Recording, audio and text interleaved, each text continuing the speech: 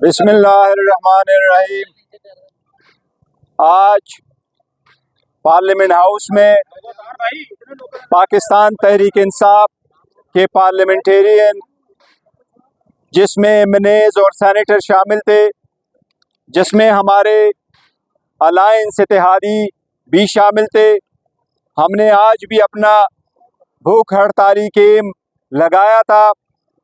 ये हड़ताली केम उस दिन तक इंशाल्लाह जारी रहेगा जब तक खान साहब बाहर नहीं आते। हमारा ये प्रोटेस्ट इस बात के लिए है कि हम चाहते हैं कानून की बालादस्ती हो, आइन की बालादस्ती हो, ये ईमान मजबूत हो, एक मुल्क में दो कानून ना हो, गरीब अमीर एक बराबर हो, पॉलिटिकल विक्टिमाइजेशन ख़त्म हो। जिस तरीके से खान साहब को एक के बाद दूसरे केस में गिरफ्तार किया जाता है, उसकी हम शदीद मजम्मत करते हैं। आज अडियाला जेल में खान साहब से जब मुलाकात हुई, उनके आज दोबारा कस्टडी दी गई। वो सिर्फ और सिर्फ वो केस है तोशाखाना का, जो एक मरतबा इलेक्शन कमीशन में चला, दूसरी मरतबा हुमायूं दिलावर साहब के सामने चला, तीसरी मरतबा वो अडियाला जेल में जस्टिस बशीर साहब के सामने चला, अब चौथे मरतबा अडियाला जेल में उसमें से एक और केस बनाया जा रहा है। वही आइटम्स, वही सब कुछ। अब इनके पास 200 केसेस जो पहले बने हुए थे, अब केस पे केस न मिलने के सबब पुराने वाले केस में से कोई शाख निकाल करके ये गैर आईनी और गैर कानूनी तरीके से सिर्फ और सिर्फ कोशिश यही है कि खान साहब जेल में रहे। हम अदलिया से उम्मीद करते हैं इंशाल्लाह हमारे केसेस जब भी आज़ाद अदलिया के सामने आएंगे, हमें इंशाल्लाह रिलीफ मिलेगा। हमें अदलिया से उम्मीद है, जिस तरीके से सुप्रीम कोर्ट ने पाकिस्तान तहरीक इंसाफ को रिजर्व सीटें दिलवाई हैं, पाकिस्तान तहरीक इंसाफ इस वक्त पार्लियामेंट में सबसे बड़ी लार्जेस्ट पार्लियामेंट्री पार्टी बनने जा रही है। इंशाल्लाह इसी तरीके ये सारे केसेस ख़त्म होंगे इंशाल्लाह। हमें उम्मीद है खान साहब भी बाहर आएंगे और बहुत जल्द बाहर आएंगे। हमारे वर्कर और सपोर्टरों को तो क्या, हमारे मिनेस को भी उठाया जा रहा है, उनको भी हब से बेजा में रखा जा रहा है, जिसकी हम मजम्मत करते हैं।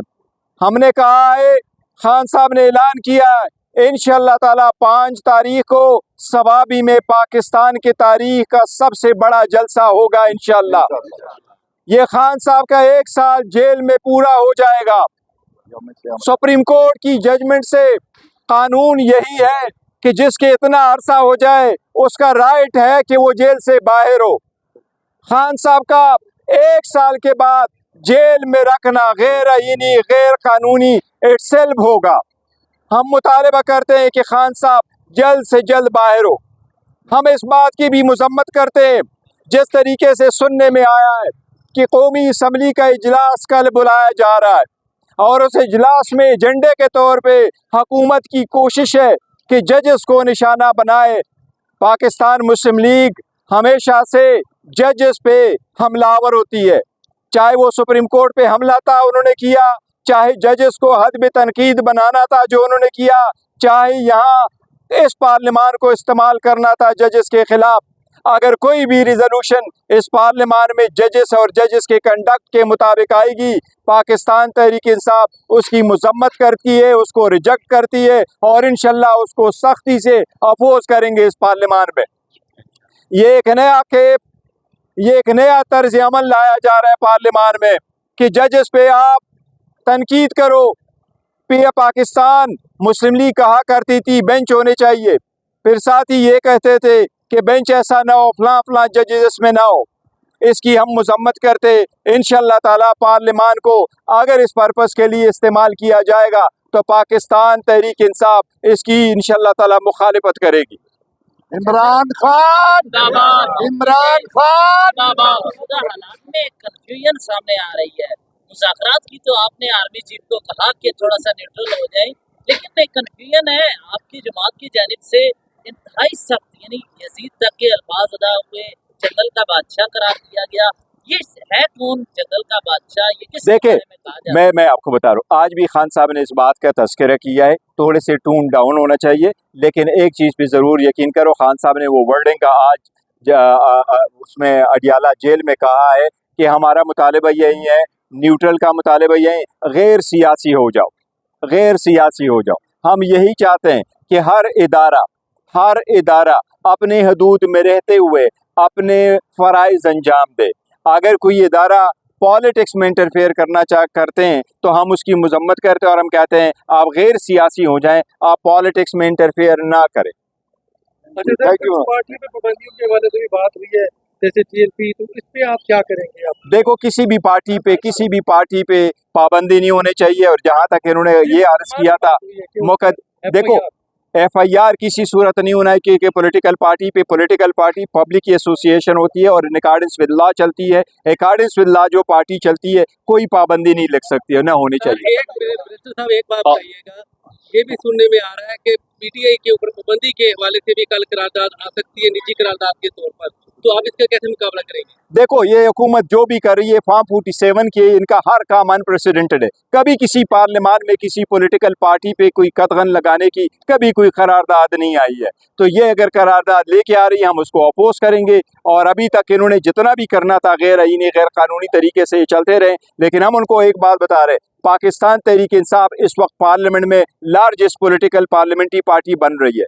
3 करोड़ अवाम ने वोट दिया हुआ है, 3 करोड़ लोगों ने वोट दिया है, जो more than 50% of the total vote poll हुआ है वो पाकिस्तान। इस वक्त 3 पॉलिटिकल जो प्रोविंसेस है उसमें पाकिस्तान तहरीक इंसाफ की नुमाइंदगी है और इस ईवान में भी सबसे ज्यादा नुमाइंदगी। ऐसे पॉलिटिकल पार्टी पे कोई पाबंदी नहीं लगा सकता इंशाल्लाह ताला।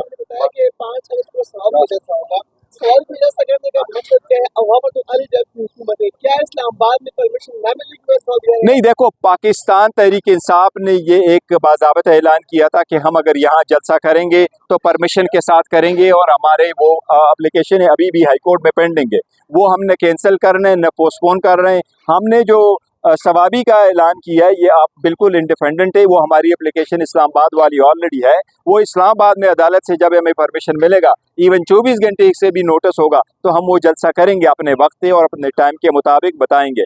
ये 5 तारीख को इंशाल्लाह सवाबी पे होगा, क्योंकि सवाबी बड़ा इजी एक्सेस है। पंजाब के लोग भी आएंगे और KP के लोग होंगे और इंशाल्लाह पाकिस्तान की तारीख का सबसे बड़ा जलसा होगा। बड़ी लंबी प्रेस कॉन्फ्रेंस हुई है, देखो, वो जो पाकिस्तान तहरीक इंसाफ के बंदे उसमें से 3 जो लड़कियां थी वो रिहा हुई हैं।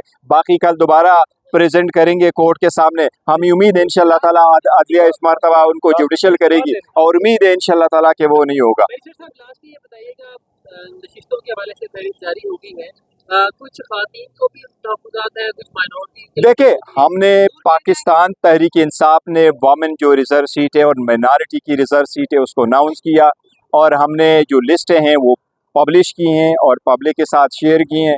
हमारी कमेटियां बनी थी खान साहब की परमिशन अप्रूवल के साथ, उन सारी कमेटीज़ ने मिल कर के ये लिस्टें फाइनल की है। उनमें हमारे जितने वर्कर है उसका एक क्राइटेरिया सेट हुआ था कि वर्करों के पास होने चाहिए, यूथ के फैमिलीज़ के पास होना चाहिए, शोहदा के पास होने चाहिए, हमारे जो दूसरे हार्ड और लॉयर लोग हैं उनके पास होने चाहिए। उस सब क्राइटेरिया के मुताबिक हमने लिस्टें दी हैं। हमारे सारे लोग जो है वो 99% सारे 99% जितने लोग हैं हमने कोशिश की है कि उनको हम अकोमोडेट कर सके। ऐसे वक्त में होता है, लेकिन अल्हम्दुलिल्लाह किसी को उस पर कोई एतराज़ नहीं है। सो फार बिल्कुल कोई एतराज़ नहीं और इंशाल्लाह एतराज़ नहीं होगा। मैं आपको एक बात बताता हूं, हम ये समझते हैं as a party, as a legal, as a parliamentarian, सारी पाकिस्तान देश के साथ किसी भी बंदे को ये हक नहीं है कि किसी और के खिलाफ इस इशू कर दे मदद के हिसाब से।